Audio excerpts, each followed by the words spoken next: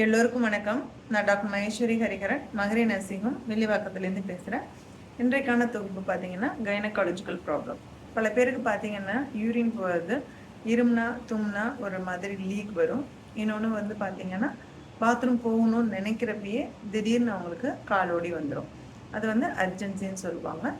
இன்னொன்று அவங்களால வந்து கண்ட்ரோல் பண்ணி பாத்ரூம் வரைக்கும் போகிறதுக்கு முன்னாடியே அவங்களுக்கு காலோடி வந்துடும்.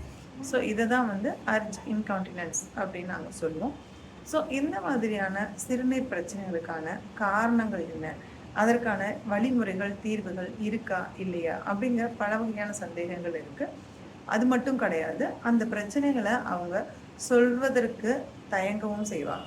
அது அதிகப்படியான பிரச்சனை வந்த பிறகு தான் அவங்க வந்து அதை வந்து டாக்டர்கிட்டே வருவாங்க. ஸோ இதன் மூலமாக அவங்களுக்கு ஒரு சிறிய சிகிச்சை மூலமாக அதை நம்ம சரி செய்வதற்கான கால அளவை நம்ம தாண்டிடுறோம்.